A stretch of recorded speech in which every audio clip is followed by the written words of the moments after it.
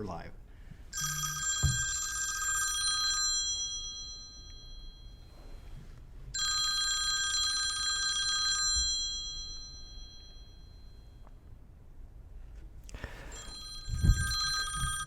Good morning, Edgewood Golf Shop. This is Greg. Yeah, hi Greg. Can I ask a couple questions?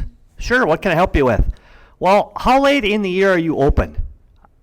We kind of use Halloween as a guideline, and then if we're open, if it hasn't snowed, we're open probably for another week. Oh, so you don't get snow before that? Well, sometimes we do, but sometimes we don't. Do you have skiing and sledding there? Yeah, yes we do, but usually that doesn't start till December. December, you got to get snow before that. It's like, well, we do, but a lot of times we don't get enough snow. Well, how about downhill skiing? Well, we don't have any downhill skiing here. We have cross-country skiing and sledding. How can you be in the mountains and not have downhill skiing? Well, sir, you're talking to Edgewood in Fargo, North Dakota. Oh, well, so you guys don't have skiing there? No, we're pretty flat here in North Dakota. Okay, thank you. Click. Matt Cook. We are going to start to answer the telephones. Good morning, Edgewood Golf Shop, Fargo, North Dakota. How can we help you? Right. I can't believe you get confused so often as far as with Tahoe. You think the area code alone would be a clue there, but in our current society, when you just Google Edgewood, our marketing department's done such a great job of getting us at the top of the list. They don't even pay attention to it. They just go ahead and click the phone and it starts to ring. It could be anywhere. Anywhere. Do you think it's the marketing or it's just you that brought them to the top of the list? Well, I bring out certain people for sure. I don't know if that's the top of the list or not. How you been, Matt? I've been very good. I can't believe we're already getting into August now. The summer has just flown by, and we are getting closer to that reality where we will be cross-country skiing soon. How many days? I don't have that count going. Oh, come on. You tell me, though. I know you know. I do know, but I'm not going to say it today. So welcome to At What's My Tea Time podcast. Matt Cook, we have a live guest today. Thanks for setting that up. Who do we have in studio today? Today we have the legendary, both area high school coach of the year, probably Hall of Famer as far as I know, I don't know, and now current NDSU head men's golf coach, who's done a fabulous job, Mr. Steve Kennedy. How are you doing today, Steve? I'm doing well, but I was a little concerned when you said you had a live guest. Aren't most of your guests live? No, they're really not. Really? You obviously don't listen to our podcast very much. And by the way, Greg, this guest is going to break our bank. I know, right? I promised him a coffee, so. That's right. Is he going to drink yours? Yes. I don't think he is, Matt. Steve, how's your summer going? It's going great. What's the life of a Division I coach in the summertime? Watching a lot of golf. We go out to a lot of tournaments, checking out the talent in the area, watching some of our players play. It's kind of tough, when I get up in the morning and my wife goes, "What are you doing today?" And I said, "Well, I'm going to work. I'm going to go out to the golf course and watch some kids play golf." It's kind of a tough gig to sell sometimes. Things have really changed a lot as far as that, on the golf scene, as far as NDSU, hasn't it? Ever even since they went to Division I. I mean, they've always, I think, had some really good talent going through there, and a lot of it probably was even more local. And now, as far as Division I, I mean, it's a whole nother animal, isn't it? Yeah, it is, because we're recruiting against a lot of other Division I schools in the area. South Dakota hits this area hard. South Dakota State, the Gophers, and it seems like every time there's a blue chipper up here, the TCUs, the Arizona States, they all come up and try to get them out of this area. How do you sell it as far as at NDSU, knowing that we're up in a northern climate and the golf season window is going to be very short, especially when they're not getting into school probably even until mid-August, and we're usually done with school probably by mid-June. So it's a very short season on up here. How do you end up selling at NDSU? When I first started, we didn't have very much for facilities. We were at the downtown bubble. We were practicing with the public, which made it very difficult. Then our administration came in and started giving us some things to work with. They built a bubble for us over the old Dakota field, which we use. We can hit shots in there 110 yards long. They built us a short game facility, so we have chipping and putting now. So those things all help a lot when we're recruiting.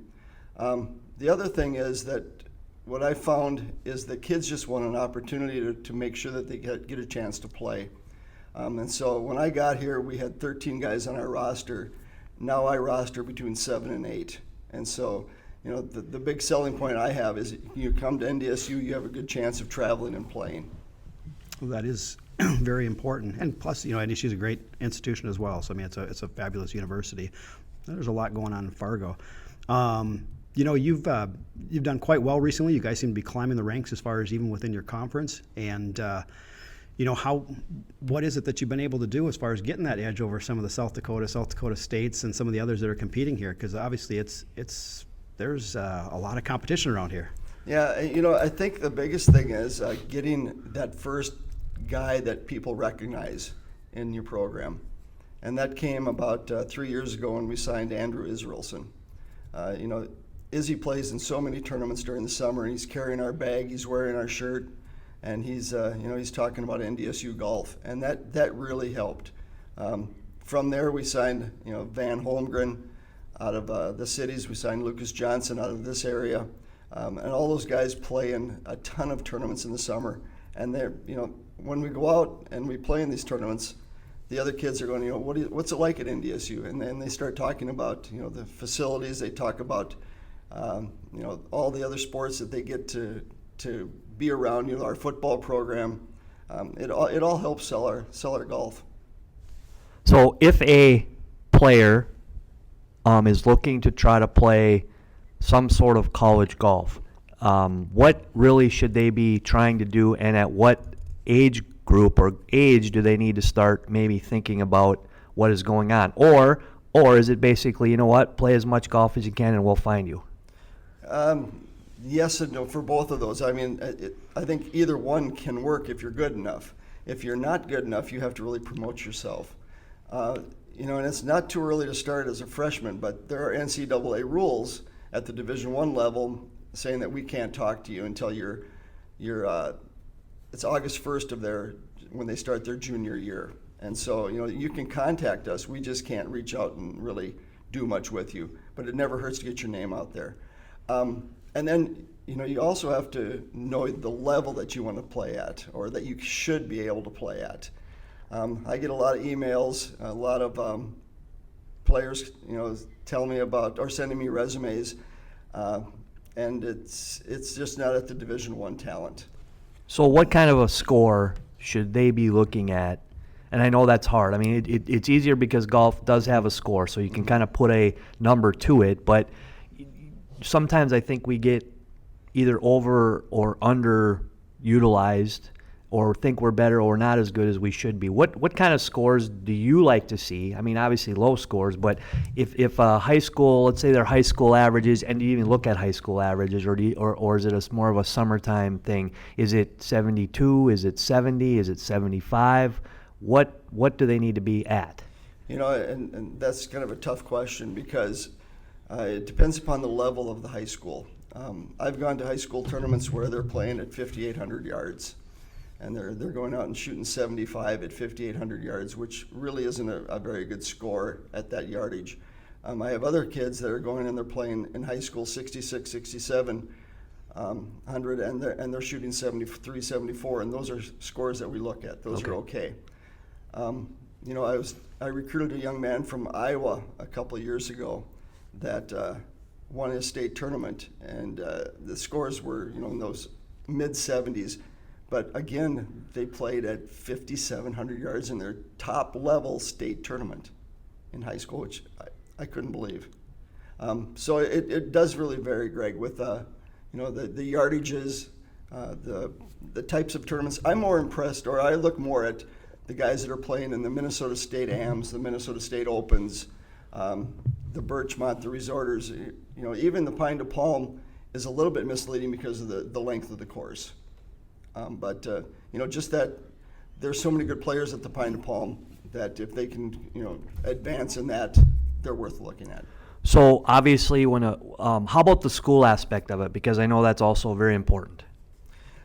Yeah, you mean as far as the academics? Grades and yes, academics. By all means, yeah. I mean, there are so many good players that are out there. We're looking at having 7 or 8 on our team, so 1 or 2 a year come in. And so if they don't have an ACT score of 24 or more, or if they don't have a GPA of 3.4, 3.5 in high school, it's tough to get in.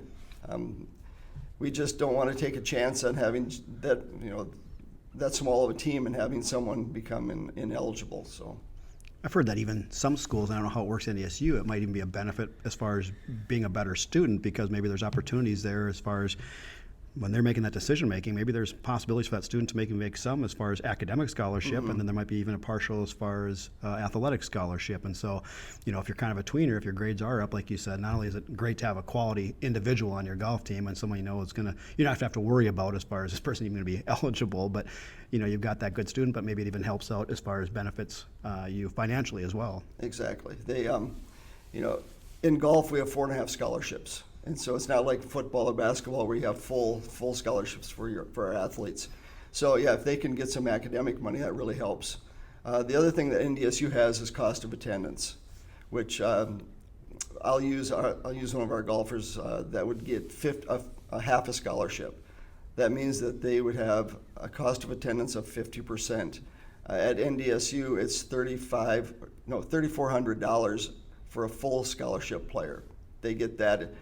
It's kind of like having a part-time job. That's money that they get for shampoo, for groceries, for whatever it may be. So our guys would get $1,700 for the year, and that helps out a lot when we recruit.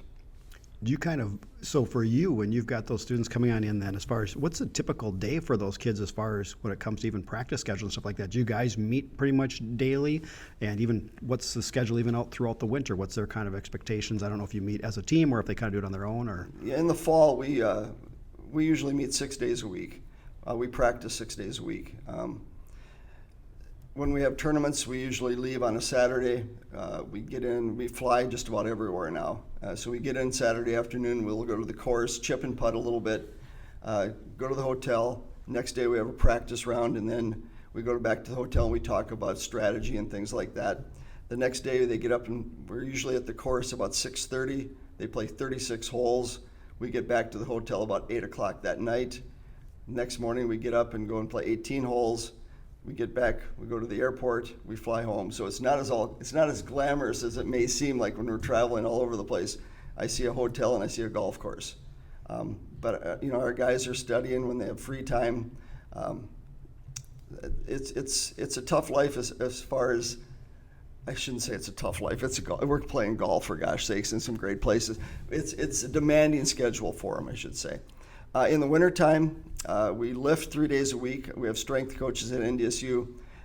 Then we practice starting in January again, about the 18th or so, to meet the requirements as far as the 144 days that we can practice.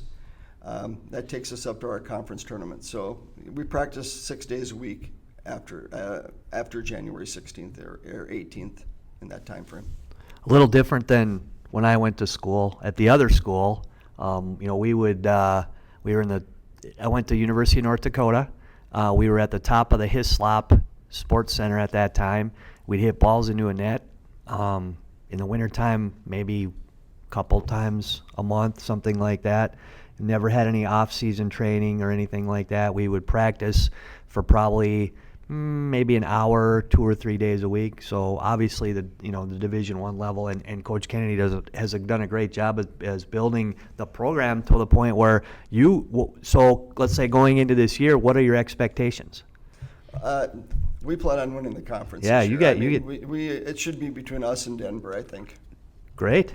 Denver's got a good squad. They have everybody returning. I don't know if it's easier to recruit to Denver in the Rocky Mountains or to Fargo, North Dakota, or not. But it's sometimes a challenge to compete with them. But they're a good team. Next year it'll get a little bit tougher for us. A year from now, when UMKC comes back into the conference, and they've always been a good team. Where does NDSU kind of sit nationally? Do they have national rankings, I imagine, as far as in golf too? And how far down are we? I mean, obviously, like I say, northern area, and being in Fargo, North Dakota, it's a little harder to compete probably against those southern schools. But where does it kind of stack up nationally wise? We're ranked by GolfStat, and one of the things that we have a problem with is everything is strength of schedule. And so, the teams that play in the stronger tournaments, they get a little bit better ranking than we do. Last year we got as high as 142, and I think we ended the year at 186. And there are 300 and some teams in the country that are ranked. So, if we can stay in that, 175 and below, we feel like we're doing pretty well. Denver and Oral Roberts, Denver last year they were 127 going into our conference tournament, and so they were the highest ranked team. So the teams in the Summit League have a little bit more of a challenge, especially the ones up north here. Well, Coach, it's August. You look like you want to get out of here. You need to play some golf. What's one last thing you'd like to tell the kids out there if they want to play Division I golf? I'd say just get out and play as many summer tournaments as you can. I think that's when you get to, you become an accomplished player. Go out and play against the best and see where you stack up. And if somebody is looking to contact you, how do they do that? Just go to ndsu.com and go to the athletics, and my phone number, my email, everything's there. Perfect. Thanks, Steve. Thank you. Have a great August. I'm sure we'll be seeing you around. Oh, I'm sure. Sounds good. Okay. Thank you very much. Bye-bye. All right, that was Steve Kennedy. Next, I think we're going to move on and talk a little bit about some other upcoming tournaments. Coach Kennedy was just talking about that one thing you can do is get out and play some golf and play some good events, and we've got one coming up in our area here in the very near future with the Pine to Palm down in Detroit Lakes, Minnesota. We have the 3 lakes tournaments. Bemidji has the Birchmont, which was a week and a half ago. We have the Resorters going on now in Alexandria, and then obviously the Pine to Palm in Detroit Lakes next week. And this is a week. I've been a golf pro for 35 years. This is the week I miss. We used to play the Pine to Palm all the time. I don't know what it is about. I can't believe I didn't go play at the Birchmont or the Resorters. I should have, because I had the opportunities to, but we always played in the Pine to Palm. So it's a crazy week because anything and everything can happen. It's on a golf course that is probably not long or isn't long by today's standards, but it's a great match place to play. Whether you're 18 and want to be an NDSU Bison, play Division I golf, or you're a golfer, or you're a 55-year-old man like myself, I think you can still go out there and compete. Well, it's kind of cool, whether you're playing, like you said, as far as in the Resorters in Alexandria, you're playing Birchmont and Bemidji, or you're playing the Pine and Detroit Lakes, you're just kind of down, middle of summer, lakes country in all 3 of them, just kind of a relaxing atmosphere. And you're playing match play, which is something different that most individuals don't get a chance to play that often because there's not that many match play events. And so I think that in addition to all 3 golf courses, I think are kind of unique and I think are kind of fun courses to play and great match play golf courses. So yeah, it is a special event and they always seem to do extremely well as far as participation. Just fun events. And it's a neat atmosphere to be around. I haven't had a chance to ever get down to the Resorters before or the Birchmont, but Pine have been down several times to watch it even as a young kid, and it's always kind of a fun atmosphere down there. A lot of people gathering around, spectating, watching, and like I said, the competition's always been very strong. There's lots of great stories that happen every year, and if you're lucky enough to play in it a few times, with your buddies, it almost becomes a buddies trip as you're down there for the week. A lot of, again, crazy things kind of happen, but it is a cool event. If you've never been down there for it, you should go do it.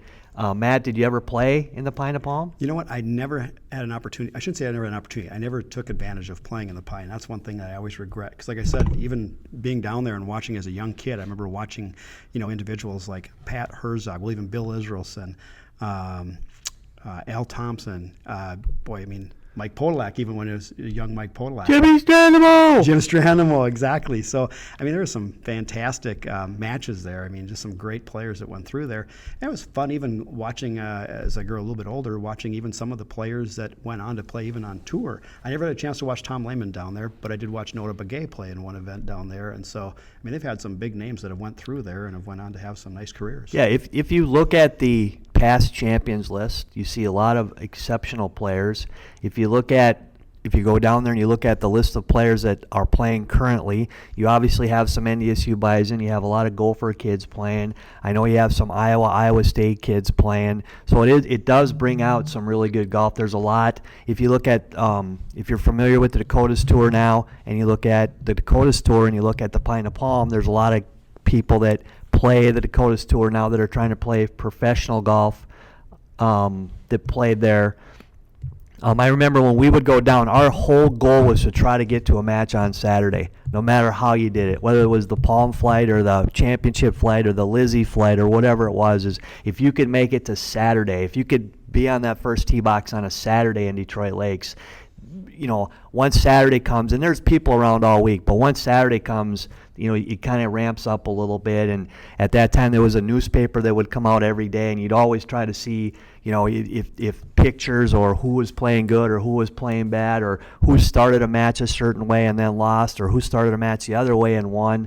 I did see the best round of golf I've ever seen in my life there. It was 1984, Pat Herzog, who's a very good player. This was earlier in the week, and it probably was Thursday.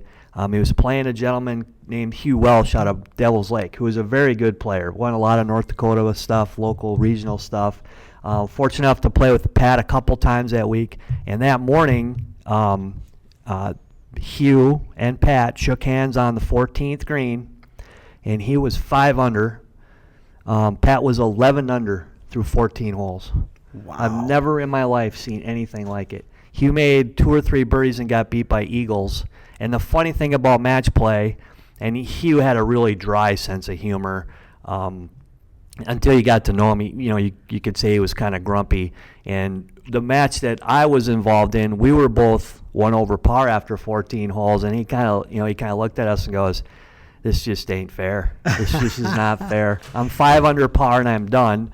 You guys are 1 over par, and you guys are still playing." So there are lots of crazy things. I played with Pat the next match as well because they separate the brackets, and Pat played good. He was like 4 or 5 under, and then you get some crazy stuff where the matches will be 2 or 3 over par, and you still win. So it is an amazing week that week, and again, one match you have to play really good. Maybe the next match you really don't. It just kind of depends on timing.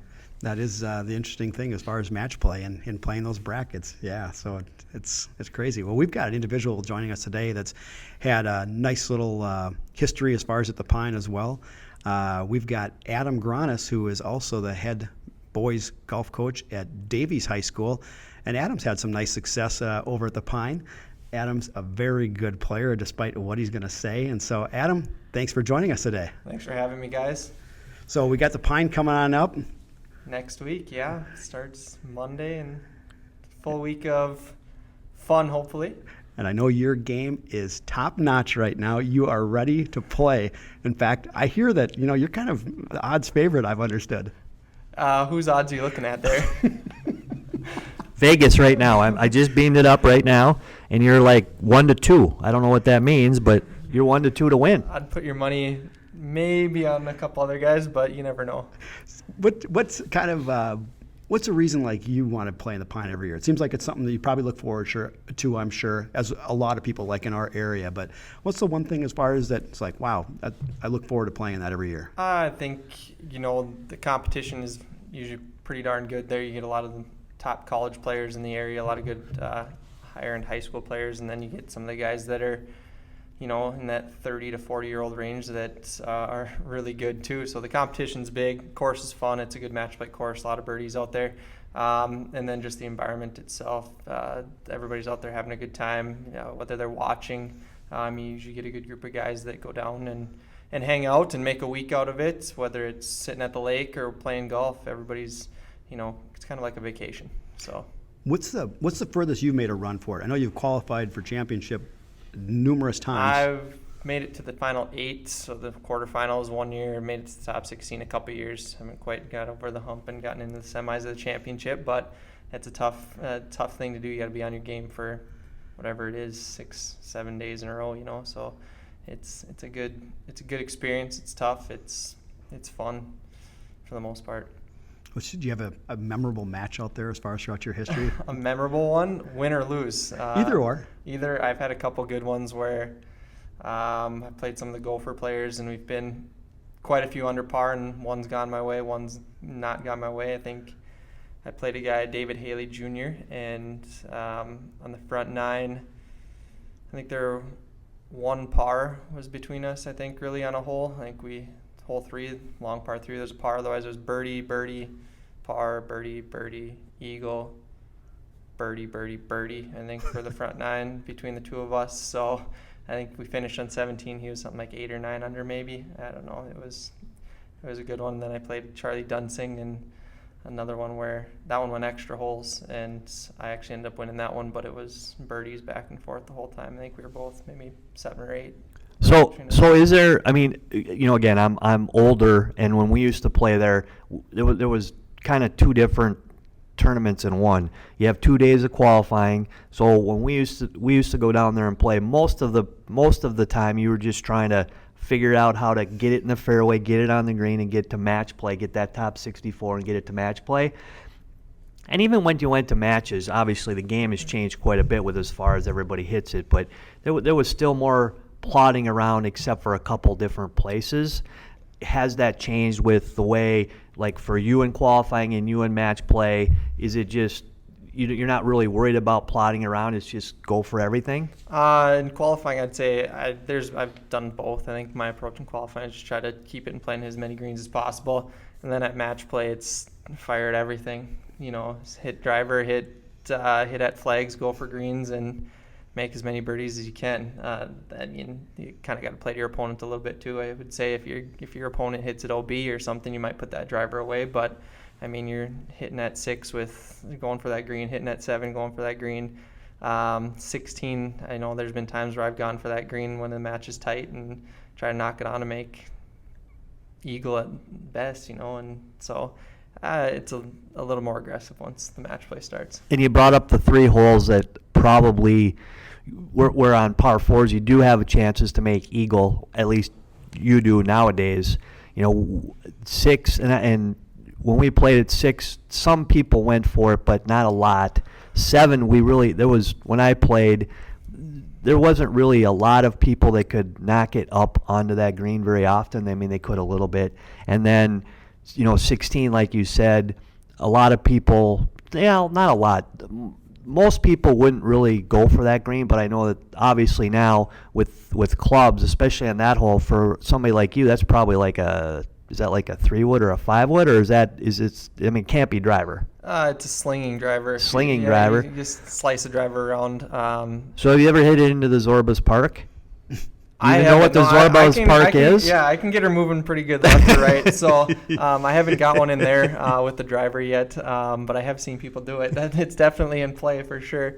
Those holes nowadays, I mean, I have multiple matches. I've seen guys fly it onto 7 and make eagle out there, and that's, like you said, the technology's huge, and being able to do that, it brings some of those low scores into play quite easily. What do you even hit like on hole 6? What is hole 6? Probably 200 and is it Downhill. 270 even? 280 downhill? It's 400, Matt. Okay, it's 400. I'm just kidding. That one, I'll tend to hit 3-wood on that one. And now what they had, 2 years ago? They had storms go through there and tear out a bunch of trees, so that hole's opened up a little bit near the green, so it gives that option to go for it. It's more appealing now, I would say, being that big left tree opens up your access to that left side. So yeah, usually 3-wood probably down that left side, and if you kick it, hit a tree, hope to get a good bounce. Despite even like we talked about equipment and what advantage that can be as far as length and being able to maybe play a bit more aggressive on some of those holes, or does the qualifying score, like Greg had just mentioned a bit ago, we've got 36 holes of qualifying to begin with to see if you are able to get into the championship flight or if you end up in one of the name flights. But is the qualifying score just still kind of tend to be around that 148, 149 range? Has that changed much? And Greg, do you remember as far as back in your younger days, did that score seem to be something similar? I think the score has probably gotten better recently. When I played, there were times that 144 was the cut. I think now it's probably 142, 143, 144, 145, something like that. It's still like probably anywhere from 1 to 3 over par. Oh, is that right? I mean, it was you had to break 150 to have a chance when I used to play in it. But I don't know if it's gotten a little lower, but not crazy low. I don't think. It's still in that mid 140s, I would say. Yeah. I mean, you have to break 150. I mean, if you shoot 273s, you're usually pretty good. You might be teetering on the edge there. But yeah, that mid 140s, and then I think last year the medalist went something stupid low, like low 130s or something like that. It was, so I mean, there's guys making a lot of birdies in qualifying still. But yeah, if you shoot 275s, you're hoping for a playoff, and that's not a fun experience either. So, it could be. So one of the funniest and scariest days of the whole year is that playoff for the championship flight that happens. Have you ever been in it? Been in there twice, I think. Big numbers for small numbers, or what? Do you remember what it was? Big numbers for one guy. Big numbers for one spot. Yeah, the one. Yeah. So I some stories I'll never forget. I'll never forget because we always used to play, and then we would always go out there to watch the playoff because it is like it is. I mean, there's a gag factor involved during that time, and I've been there and I've gagged on it, so I know what it's like.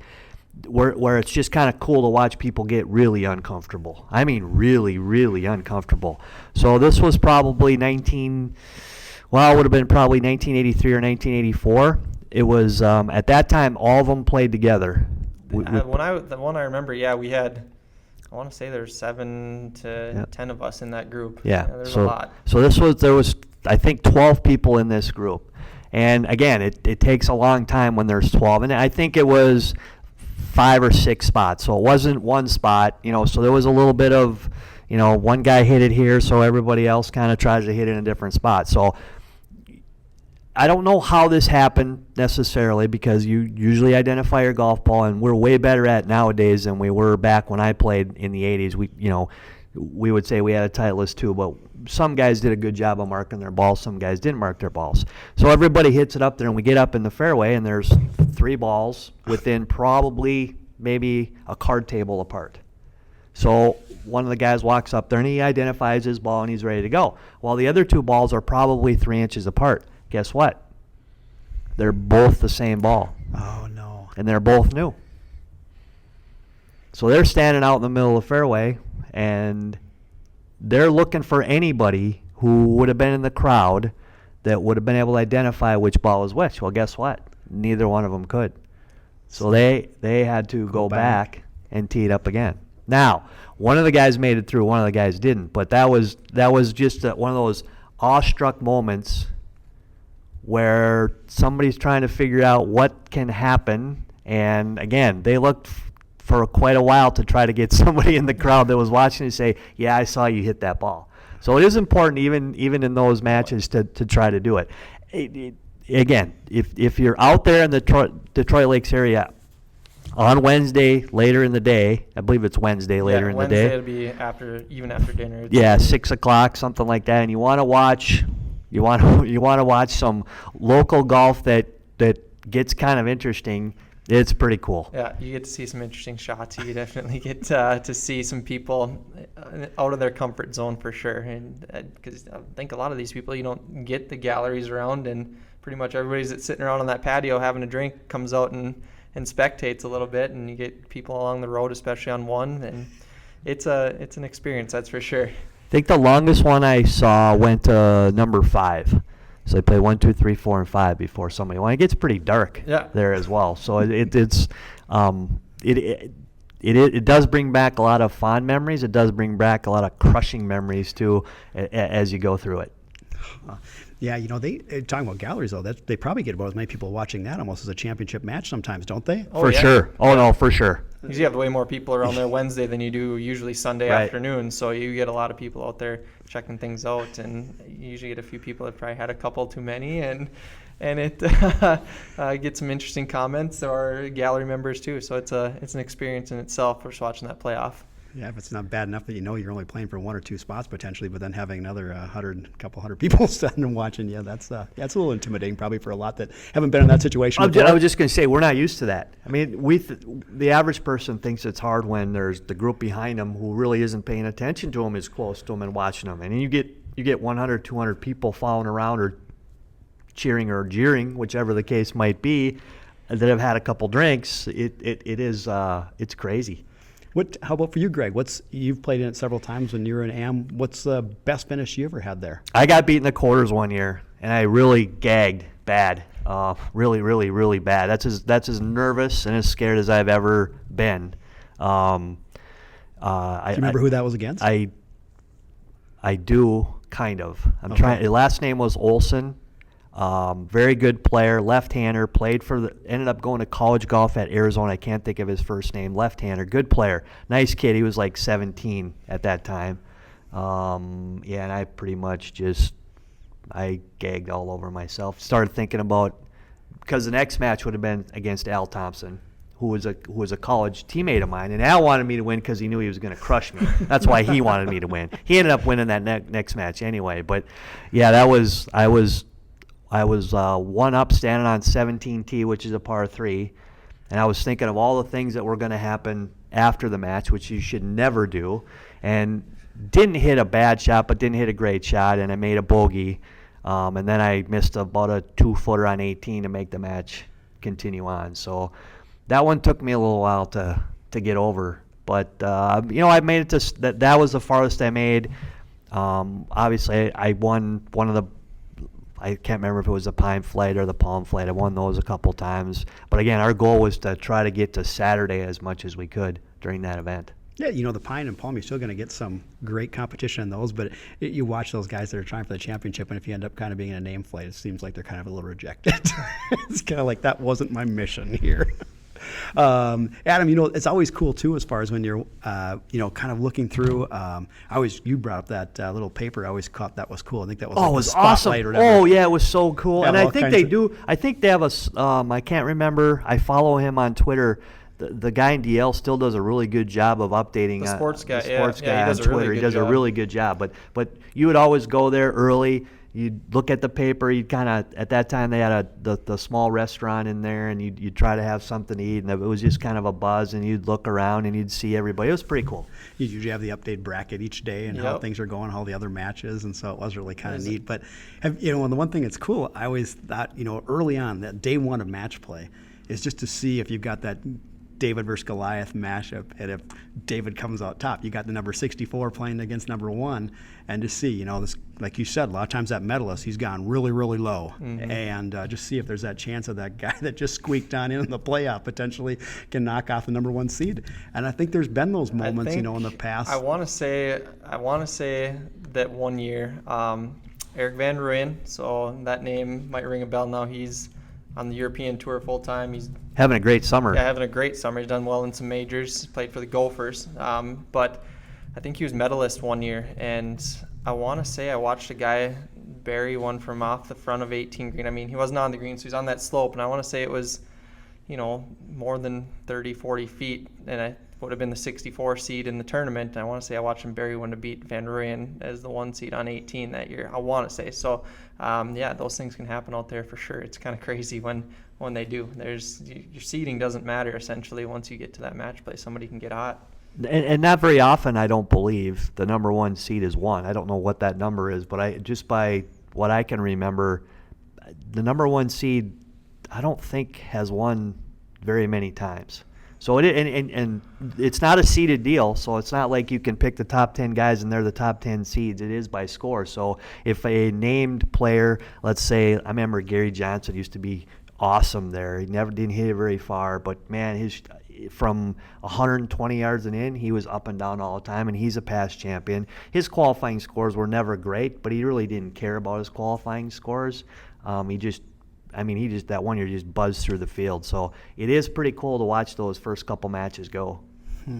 Is there a certain match, not necessarily you even played in, Adam, but a highlight from the Pine that you remember, as far as whether you're a spectator or playing, that kind of?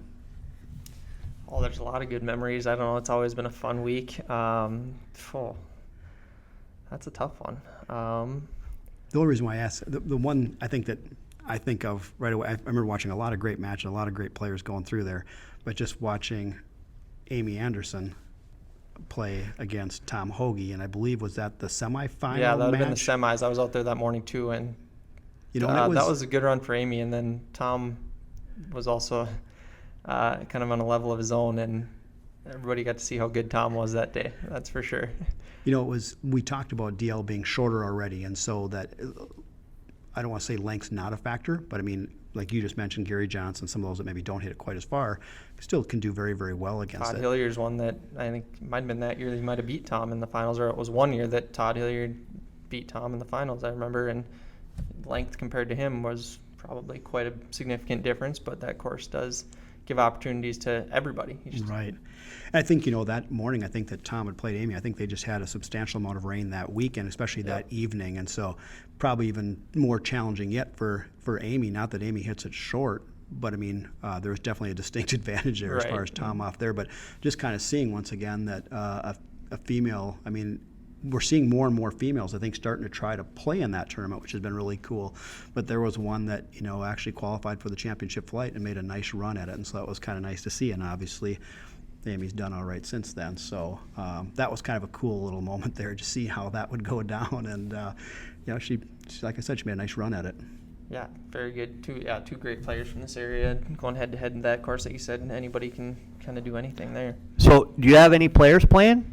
Any Davies kids playing, or are a lot of Davies kids playing? That's a good question. I haven't even looked at the tee time. I couldn't even tell you what my tee time is right now. I gotta check that out. Well, why don't you call Edgewood and ask, what's my tee time? Right? Because that's what a lot of people do. Yeah, I think there's a handful of my players in the tournaments, whether former players or current. I think it's become one of those things that even high school kids, you know, you get to that 16 and age requirement, and they want to enter. So not just my team, you get kids from Cheyenne. I think there's a lot of the Grand Forks kids, a lot of talent up there, and they're coming down and playing in it now. And it's fun to see how, you know, like I said before, the youth of the area starting to mix it up with a lot of the guys that maybe would be considered mid-am, and you get some of those fun, interesting matches like that.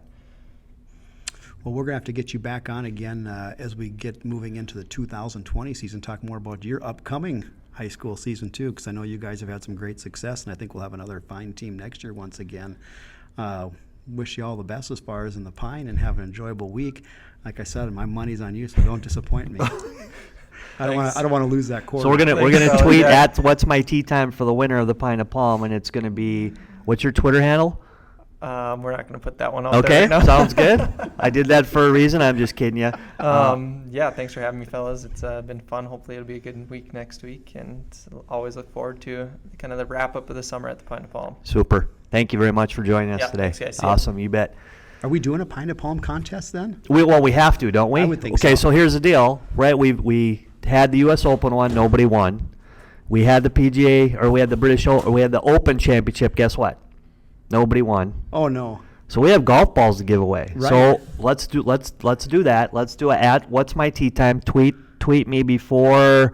Well, let's see. Should we give them the qualifier so they can pick? I think or they should we do it certainly for? could. Okay, so Wednesday at midnight after the qualifier, if you have a favorite that you'd like to see win the Pine of Palm, tweet us at what's my tea time, and we'll give you, if you pick the winner, we'll give you a free dozen Pro V1 golf balls. And why don't we do this as well? Let's do two of them.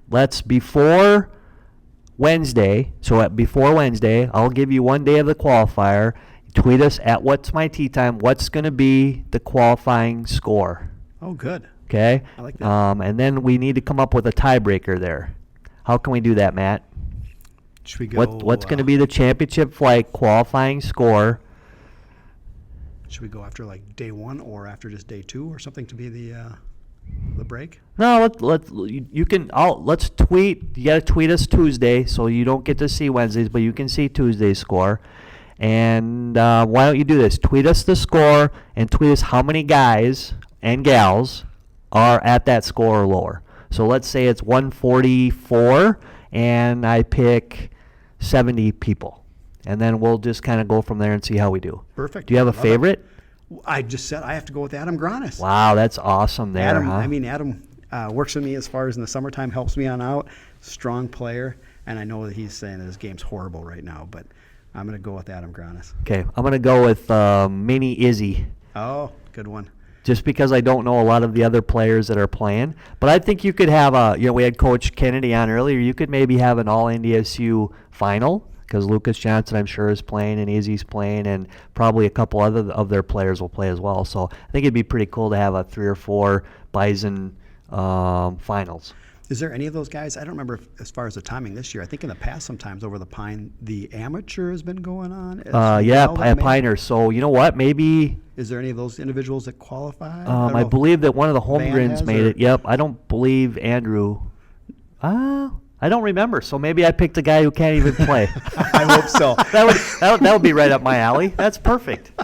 Make sure your male or female that you're choosing is playing in the Pine before entering. You don't have to. It True. doesn't really matter. True. So we have 2 contests going. One ends Tuesday night. Tweet us the qualifying score and how many players. Then we have one on Wednesday. Tweet us who you think is going to be the champion.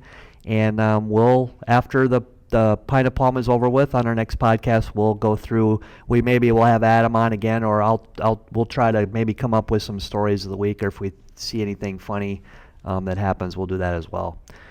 Matt Cook, we got through another one. We did indeed. I wonder if Mark Holm would give us any space. We could actually do a podcast live at the Pine of Palm. Well, I'm not going to throw Mark Holm under the bus, but I texted him to ask if he wanted to come on, and I never got a reply. So I'm pretty sure he's blocked me.